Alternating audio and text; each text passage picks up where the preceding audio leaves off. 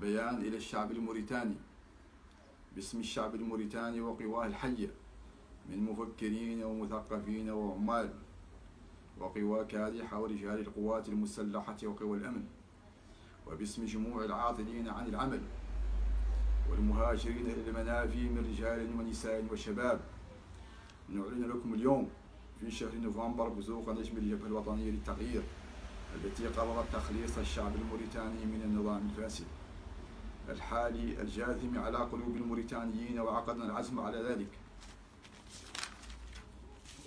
بعد التأكد يوما بعد يوم من خيارات وسياسات هذا النظام الفاسد.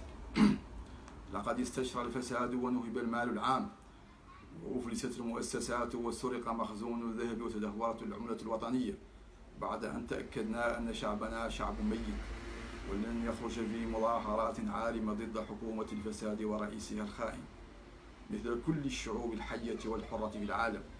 إن محمد الغزواني ارتد عن خيارات بناء الدولة الموريتانية ومؤسساتها التي شرع فيها الرئيس السابق محمد العبد العزيز، واختار نهج الفساد مما دفع الآلاف من شبابنا وأطر دولتنا إلى الهجرة في موجات نحو المجهول رغم مقدرات دولتنا وخيارات أرضنا. إن الرئيس السابق محمد العبد العزيز رغم مآخذنا عليه وملاحظاتنا على سياساته ونهجه وبعض قراراته نعترف له بأنه حقق الكثير من الإنجازات لصالح الشعب الموريتاني وللدولة الموريتانية، فقد شق الطرق وبنى المستشفيات والمدارس والجامعات والموانئ والمطارات وجهز الجيش ونظم الحال المدني ورفع الأجور وقام بحملة واسعة ضد لصوص المال العام. ومع كل هذه الإنجازات يحاكم اليوم لأنه أنجز مكتسبات للشعب الموريتاني الميت للأسف. لقد ضحى فرسان التغيير من أجل الشعب الموريتاني قبل ذلك وأسقطوا النظام الفاسد حينها ولم يلقوا المكانة اللائقة بهم ولم يكافئوا على وطنيتهم وشجاعتهم وتضحيتهم.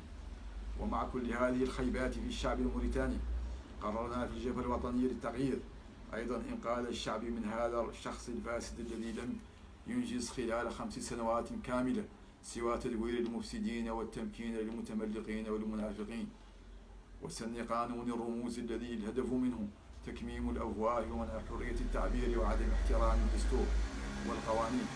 أيها الشعب الموريتاني، نعلن لكم اليوم أن هدفنا هو إسقاط النظام وحل الأحزاب السياسية الورقية التي ثبت لكم أنها لا تمثل خياراتكم ولا تطلعاتكم وآمالكم.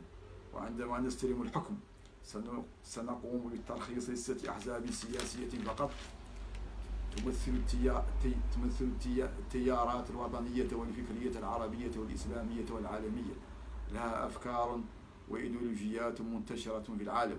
وسنقوم بالحفاظ على خيرات بلدنا وموارده، وسنقوم بمحاسبة كل من محمد الغزواني، سويد عمر الويادة، الشيخ الباية، زين العابدين والشيخ أحمد وبقية المفسدين. أيها الشباب الموريتاني، ندعوكم للالتحاق بقواتنا لنضع قدما أفضل لجيلنا وللأجيال القادمة وللأوطان. في دم كل حر يد سلفت ودين مستحق. وقبل أن ننهي بيان الجبهة الوطنية للتغيير أحيي جنود وضباط صف وضباط القوات المسلحة وقوى الأمن الذين كانوا دائما إلى جانب الشعب عندما ينحرف الرؤساء عن مهامهم التي أقسموا عليها.